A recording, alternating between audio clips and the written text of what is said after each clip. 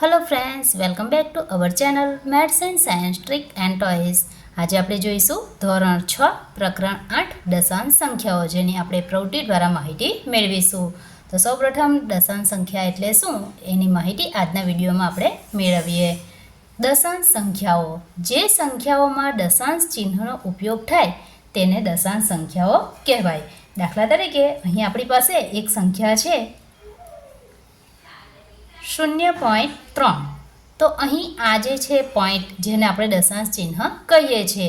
તો આ પ્રકારની જે સંખ્યાઓ છે જેને દશાંશ સંખ્યાઓ કહેવાય છે. બીજું વધુ એક ઉદાહરણ લઈએ, 1.24.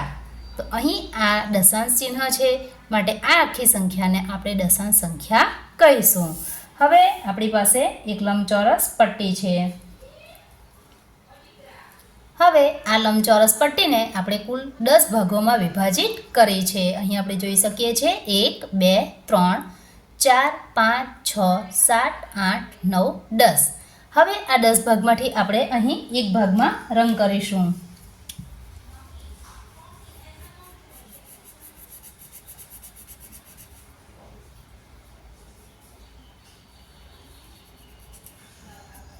તો અહીં આ જે એક ભાગમાં રંગ કર્યો છે, જેને આપણે દશાંશ સ્વરૂપે દર્શાવવું હોય તો આપણી પાસે કુલ 10 ખાનાઓ છે અને એક ભાગમાં રંગ કર્યો છે, માટે આપણે આ રીતે દર્શાવી શકીએ એને 1/10 બરાબર.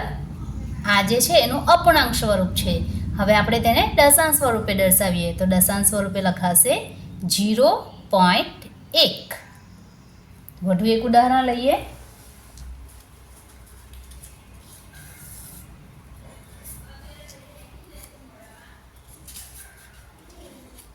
અહીં પણ આપણી પાસે આ એક પટ્ટી છે, જેમાં કુલ 10 ખાના છે. 1, 2, 3, 4, 5, 6, 7, 8, 9 અને 10.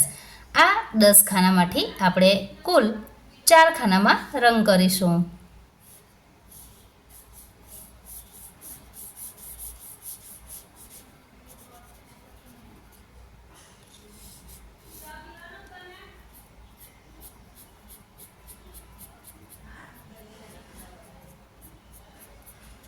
તો અહીં આપણે 4 ખાનામાં રંગ કર્યો છે. તો આપણે સૌપ્રથમ તેને અપૂર્ણાંક સ્વરૂપે લખીશું. કુલ ભાગ છે 10, માટે આપણે છેદમાં લખીશું 10 અને અંશમાં જેટલા ભાગમાં રંગ કર્યો છે તે માટે અહીં આવશે 4/10 બરાબર 0.4. તો વિદ્યાર્થી મિત્રો, અહીં આપણે સમજી શકીએ છીએ કે જ્યારે કુલ 10 ભાગ કર્યા હોય ત્યારે આપણે 10ને છેદમાં લખીશું અને જેટલા ભાગમાં રંગ કર્યો છે એને આપણે અંશમાં લખીશું. હવે આપણે વધુ એક ઉદાહરણ લઈએ. અહીં 0.1 અહીં આવશે. કુલ 10 ભાગમાંથી આપણે 8 ભાગમાં રંગ કર્યો છે, માટે આવશે 0.8. ત્યારબાદ અહીં આવશે 0.2, 0.3, 0. કુલ રંગ કરેલ ખાનાની સંખ્યા 1, 2, 3, 4 અને 5, માટે 0.5. ત્યારબાદ અહીં આવશે 0.4. તો વિદ્યાર્થી મિત્રો, અહીં આપણે જોઈ શકીએ છીએ કે જ્યારે આપણે 10 ખાના હોય તો 0 પોઈન્ટ અને જેટલા ખાનામાં રંગ કર્યો હોય તે સંખ્યા લખીએ છીએ. હવે આપણે અહીં લઈશું એક 100 ખાના. તો અહીં આપણી પાસે એક ચોરસ છે, જેમાં કુલ 100 ખાનાઓ છે. 1, 2, 3, 4, 5, 6, 7, 8, 9, 10 અને આ 1, 2, 3, 4, 5, 6, 7, 8, 9 અને 10. એટલે આપણે જોઈ શકીએ છીએ કે અહીંયા કુલ 100 ખાનાઓ છે. હવે આ જે 100 ખાનાઓ છે એમાંથી આપણે એક ખાનામાં રંગ કરીએ છીએ.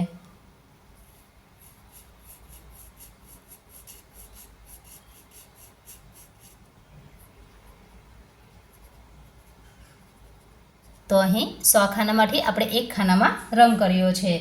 તો આપણે એને અપૂર્ણાંક દશાંશ સ્વરૂપે સૌપ્રથમ આપણે અપૂર્ણાંક સ્વરૂપે લખીશું, ત્યારબાદ દશાંશ અપૂર્ણાંક સ્વરૂપે લખીશું. તો કુલ ખાનાની સંખ્યા 100, જેને આપણે છેદમાં લખીશું અને અંશમાં લખીશું 1 માટે આપણે અપૂર્ણાંક સ્વરૂપ છે 1/100 માટે એને લખાશે 0.01 એટલે કે જ્યારે કુલ ખાના 100 હોય એમાંથી એક ખાનામાં રંગ કર્યો હોય તો તેને વંચાશે 0.01.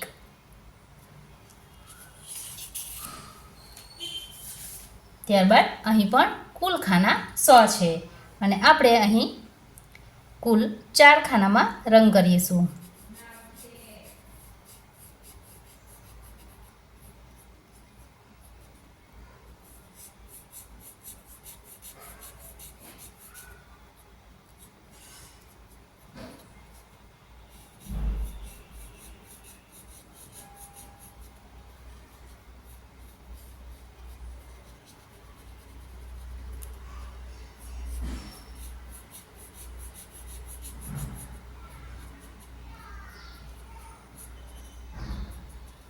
અહીં કુલ 100 ખાના છે જેમાંથી આપણે 4 ખાનામાં રંગ કર્યો છે માટે આપણે કુલ ખાનાની સંખ્યા છેદમાં મૂકીશું માટે છેદમાં લખીશું 100 અને જેટલા ખાનામાં રંગ કર્યો છે જે અંશમાં લખીશું તો અંશમાં લખીશું 4 બરાબર આપણને જવાબ મળશે 0.04.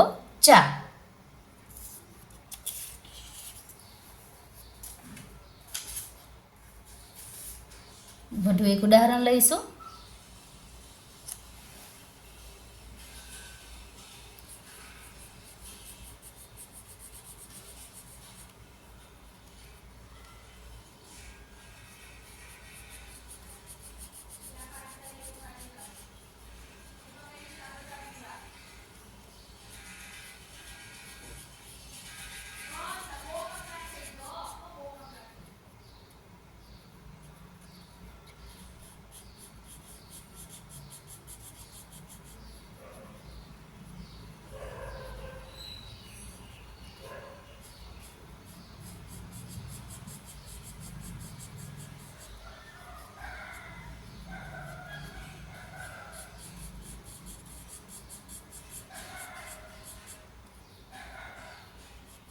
તો અહીં આપણે કેટલા ખાનામાં રંગ કર્યો છે 1 2 3 4 5 અને 6 તો અહીં આપણે 6 ખાનામાં રંગ કર્યો હોય તો આપણે એને આ પ્રમાણે લખી શકીએ.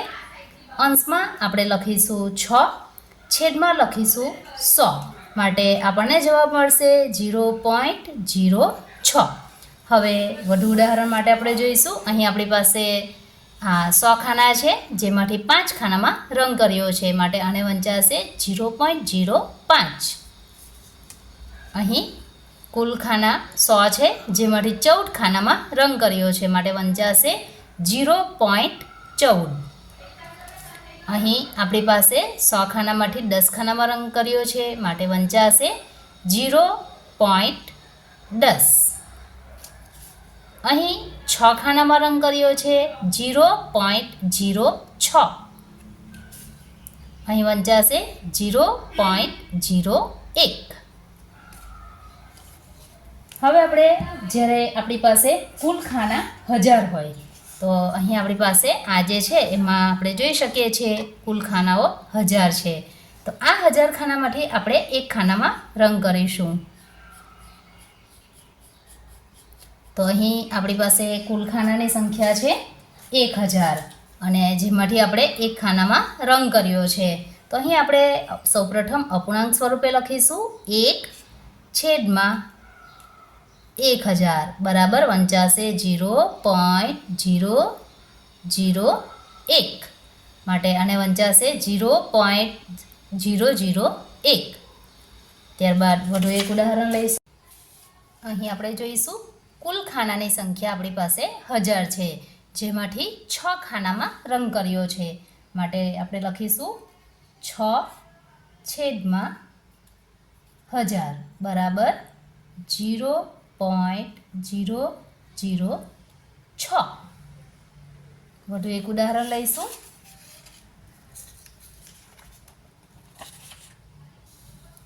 અહીં રંગ કરેલ ખાનાની સંખ્યા છે 15 16 1 2 3 4 5 6 7 8 9 10 11 12 13 14 15 16 કુલ ખાના રંગ કરેલા જેની સંખ્યા છે 16 અને ટોટલ ખાના આપણી પાસે છે 1000 માટે આપણે અહીં લખીશું 0.016 જે આપણું દશાંશ સ્વરૂપ છે.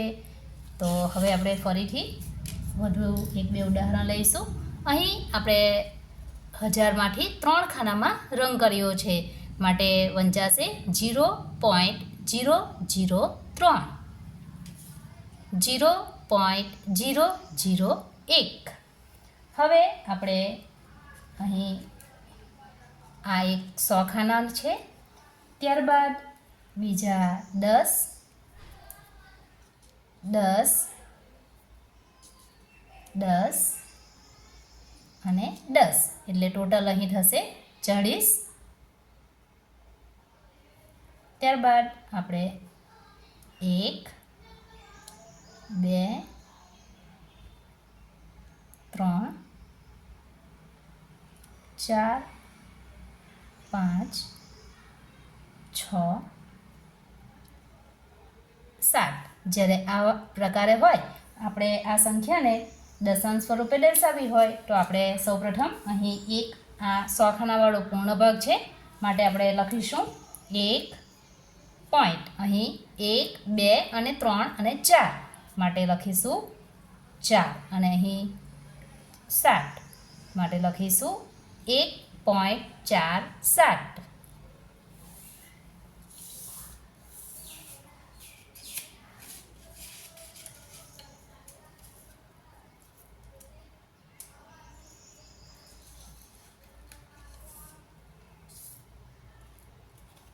અહીં 1 પટ્ટી ગોઠવીશું 1 2 3 4 5 6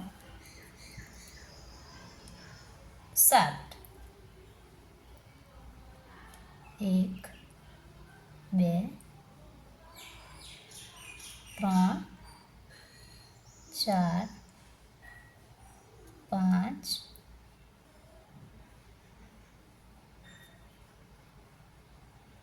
6 7 8. આપણે આ સંખ્યાને દશાંશ સ્વરૂપે લખવી હોય તો અહીં એક પૂર્ણ ભાગ છે માટે લખીશું 1.1 2 3 4 5 6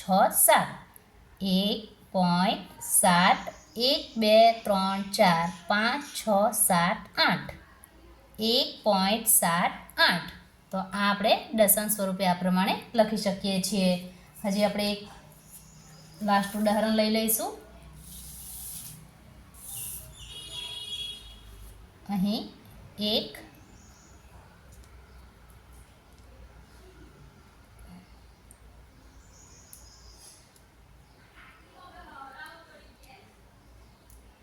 હવે આપણે આ એક સંખ્યા છે જેને આપણે દશાંશ સ્વરૂપે આ પ્રમાણે દર્શાવી શકીએ.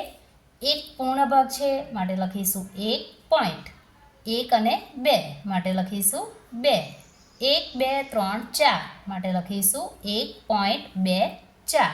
તો વિદ્યાર્થી મિત્રો હવે આપણે કોઈ પણ સંખ્યા આપણને આપી હોય તો આપણે એને દશાંશ સ્વરૂપે સરળતાથી લખી શકીએ છીએ. હવે આપણી પાસે અહીં એક સંખ્યા છે 361.76. તો આ જે પોઈન્ટ છે જેને આપણે દશાંશ ચિહ્ન તરીકે ઓળખીએ છીએ આ ભાગને પૂર્ણ ભાગ કહીશું અને આ ભાગને આપણે દશાંશ ભાગ તરીકે ઓળખીએ છીએ. અને શબ્દોમાં વાંચન 361.76. વધુ એક ઉદાહરણ લઈશું.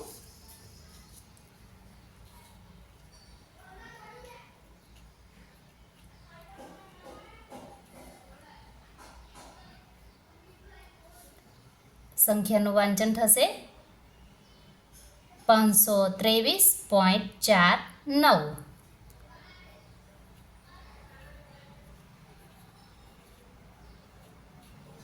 190.005.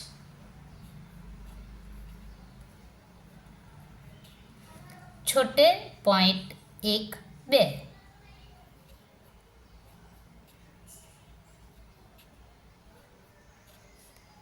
97.27. તો આ પ્રકારે દશાંશ સંખ્યાઓનું વાંચન આપણે કરી શકીએ છીએ.